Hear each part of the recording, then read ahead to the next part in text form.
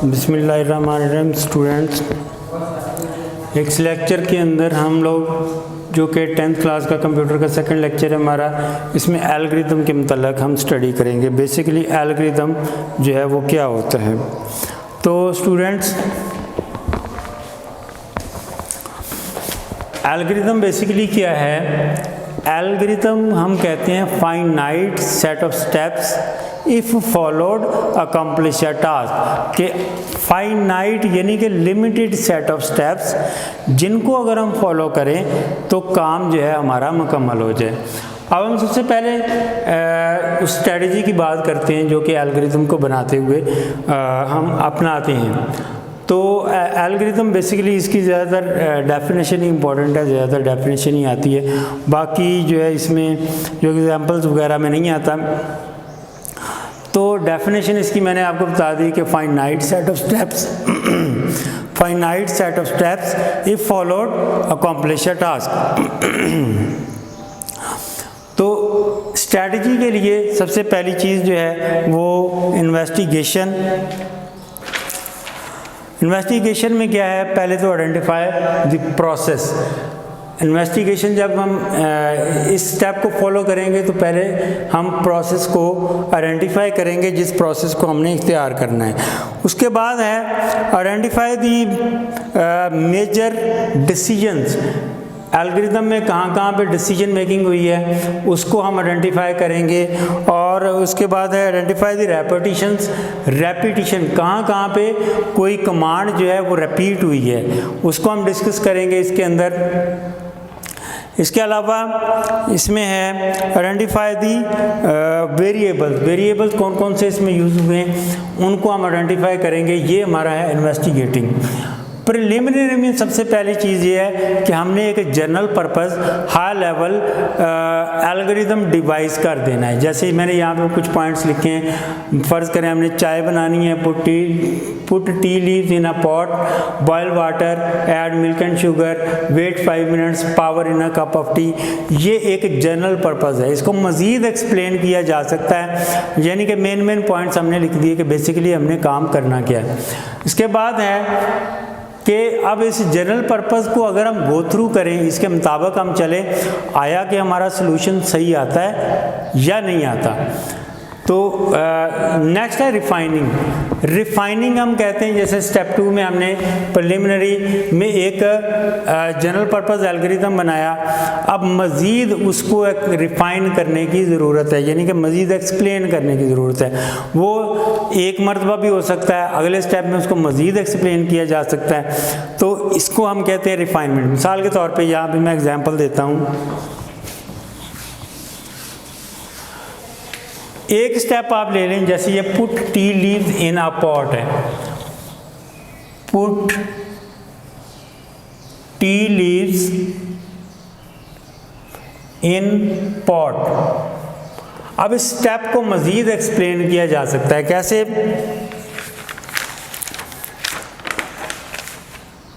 कि इस स्टेप को मिसाल के तौर पे पुट या हम कह लें कि open the lid of tea box,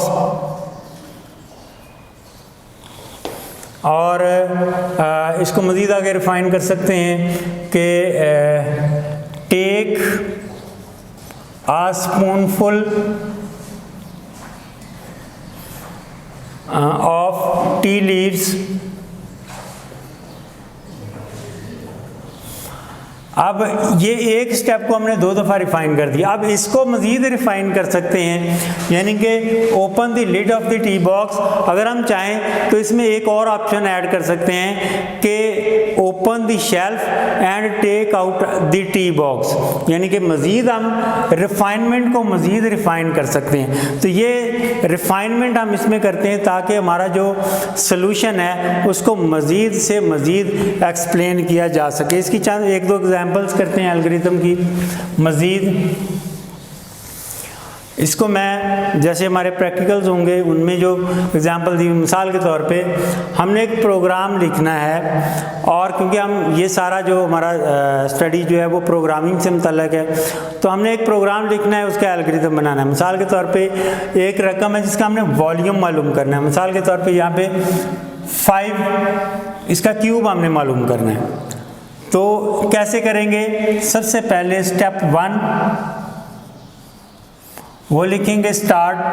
तकरीबन इसमें तमाम प्रोग्राम हम स्टार्ट से शुरू करते हैं। स्टेप 2 इसमें हम डाटा इनपुट करेंगे, इनपुट वैल्यू, इनपुट डाटा, कुछ भी कह लें, इसमें 5 है। स्टेप 3 यहाँ पे प्रोसेसिंग होगी। प्रोसेसिंग में हम क्या करेंगे? प्रोसेसिंग में ये है कि हम इस पे फार्मूला लगाएंगे, यानी कि कह लेंगे क्यूब सी से ज़ाहिर कर ले is equal to 5 multiply by 5 multiply by 5, उसको हम सी से लिख दें। स्टेप 4 में हम इसका आउटपुट लेंगे, आउटपुट, और इसमें हम ज़्यादातर प्रिंट की कमांड यूज़ करेंगे। स्टेप 5 में जब आउटपुट हमारे पास आ गया तो हम प्रोग्राम जो है वो एंड की कमांड के साथ एंड कर देंगे। तो ये इसका एल्गोरिथम है। कोई भी काम हमने करना है, प्रोग्रामिंग किस तरह से करेंगे, उसमें ये एल्गोरिथम इसका किस तरह से बनाएंगे। और अब मैंने आपको टी लीव्स वाली एग्जांपल भी थी कि अगर टी बनानी है तो कितने स्टेप्स में वो बनेगी। इस तरह से हम स्टेप नोट डाउन करते हैं, और प्रोग्रामिंग में भी हम इस तरह से लिखते हैं।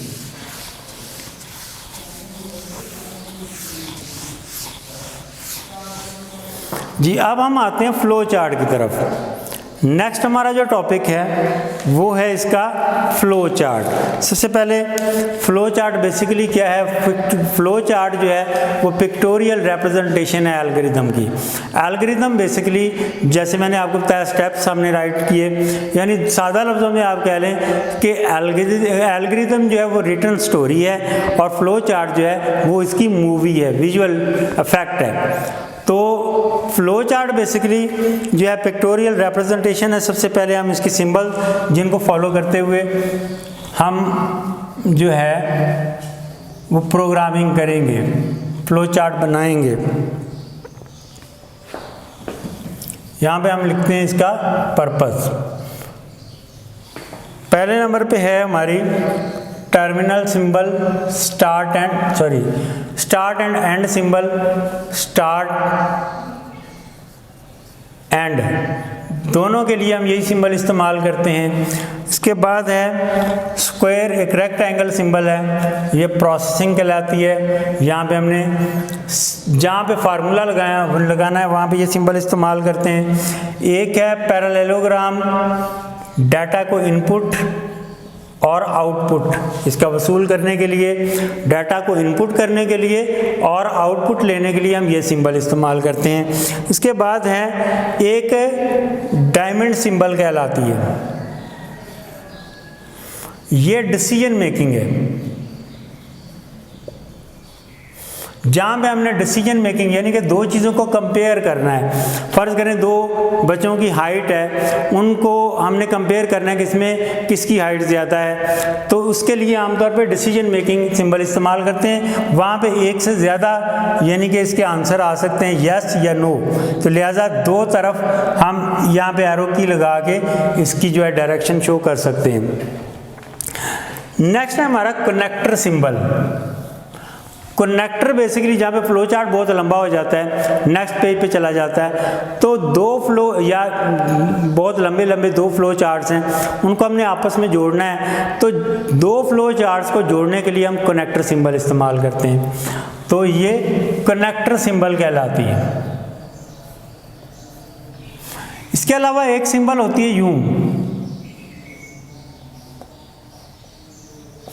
ये सिंबल जो है ये पेज चेंज करने के लिए होती है। जैसे हम कहते हैं PTO यानी कि पेज टर्नओवर के अगले पेज के, बाकी का जो है वो अगले पेज के ऊपर है। तो ये जब एक प्रोग्राम, एक फ्लो चार्ट जो एक पेज पे पूरा नहीं आता, नेक्स्ट पेज पे जाता है, तो पहले पेज के एंड पे हम ये सिंबल लगाएंगे और नेक्स्ट अगले पेज के शुरू में ये सिंबल लगाएंगे, जहाँ से पता चल जाएगा कि यहाँ से दोबारा शुरू है। तो इसके बाद है फ्लो लाइंस। फ्लो लाइन यूँ हो सकती हैं, यूँ हो सकती हैं, या यूँ हो सकती हैं, यूँ हो सकती हैं, राइट से लेफ्ट, लेफ्ट से राइट, या टॉप से बॉटम, बॉटम से टॉप। तो ये फ्लो चार्ट जिस तरफ चलना है उसके फ्लो को ये फ्लो लाइन जो हैं वो जाहिर करती हैं। उसके बाद है एक सिंबल है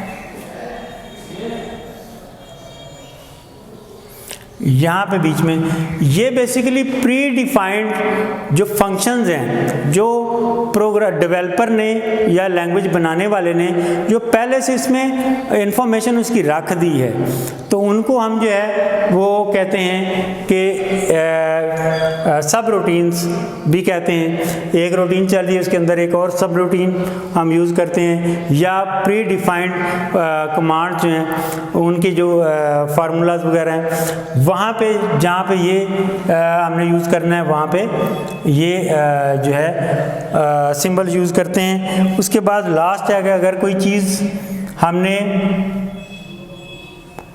किसी के बारे में रिमार्क्स देने, मिसाल के तौर पे मैंने प्रोग्राम लिखा है, मैंने बीच में लिख दिया माय नेम इज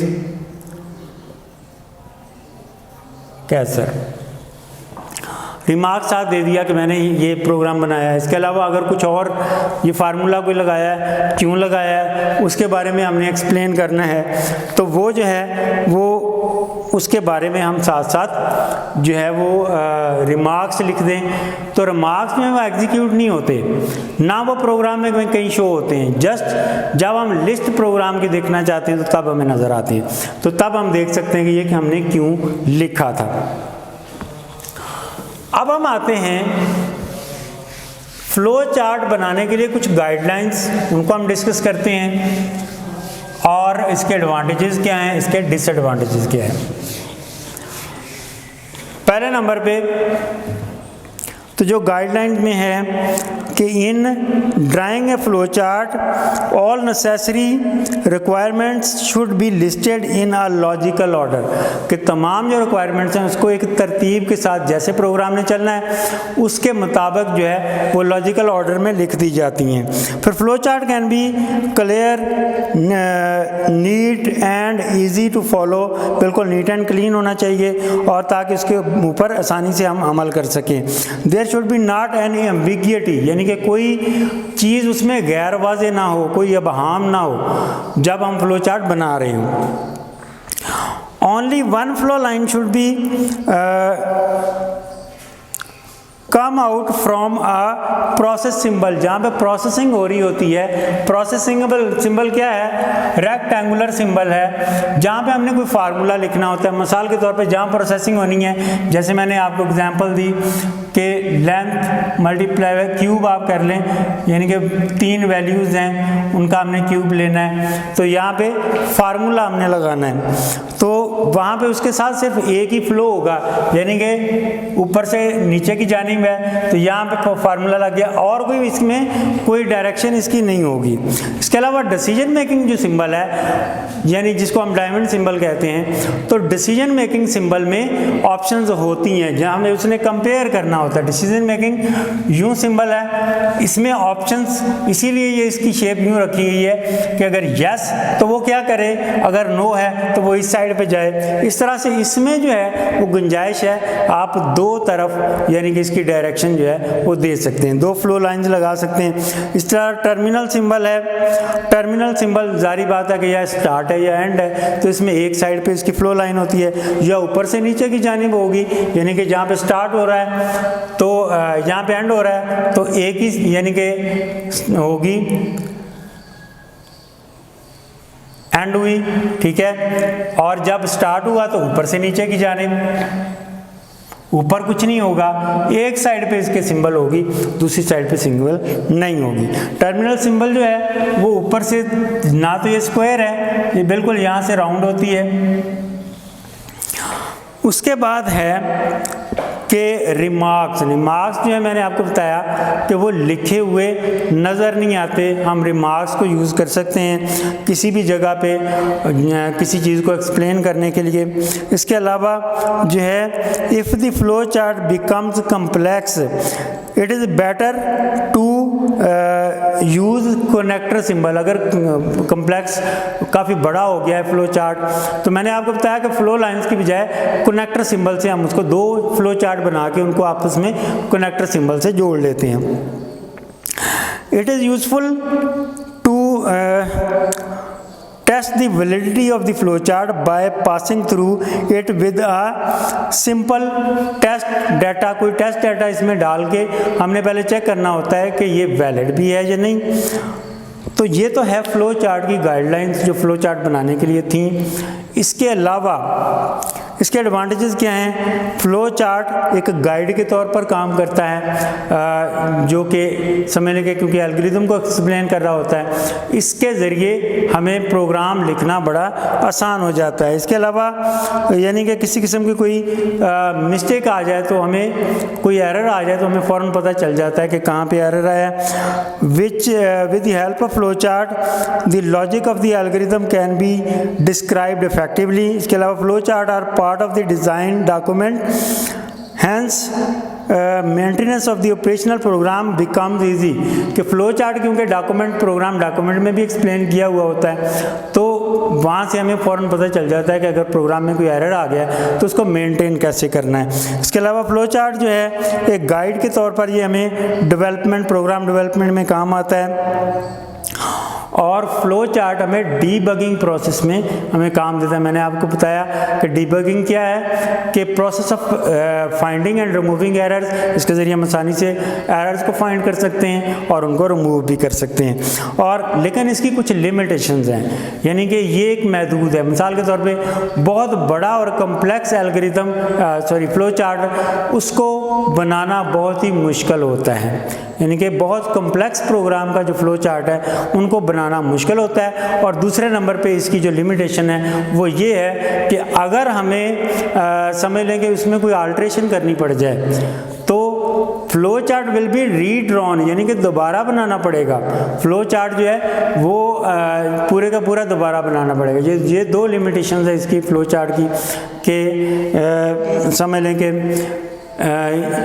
बाकी जो है फ्लो चार्ट जो है वो पिक्टोरियल रिप्रेजेंटेशन है, विजुअल हमें लुक देता है, एल्गोरिथम की विजुअल जो है वो डिटेल देता है। तो फ्लो चार्ट में जो है फ्लो चार्ट की डेफिनेशन मैंने आपकी सिंबल इसके एक्सप्लेन की, वो भी लॉन्ग क्वेश्चन में आ जाता है। गाइडलाइन जो है वो भी लॉन्ग क्वेश्चन में आ जाता है। और एडवांटेजेस और लिमिटेशंस, ये सारा का सारा टॉपिक बहुत ज़्यादा इस लिहाज से इम्पोर्टेंट है कि ये लॉन्ग क्वेश्चन और शॉर्ट क्वेश्चन इस टॉपिक में बहुत ज़्यादा बनते हैं। नेक्स्ट में इंशाल्लाह हम सेकंड चैप्टर शुरू करेंगे और सेकंड चैप्टर में सारी की सारी प्रोग्रामिंग है, उसमें कमांड्स हैं, उसमें समझ लें कि मुख्तलिफ़ किस्म के यानी कि स्टेटमेंट्स हैं जिनकी डिटेल है। और वो इस लिहाज से बहुत ज़्यादा इम्पोर्टेंट चैप्टर है कि अगर आपको वो समझ आ गया तो बहुत हद तक आपके लिए अगले चैप्टर जो है आसान हो जाएंगे। तब तक के लिए अल्लाह हाफ़िज़।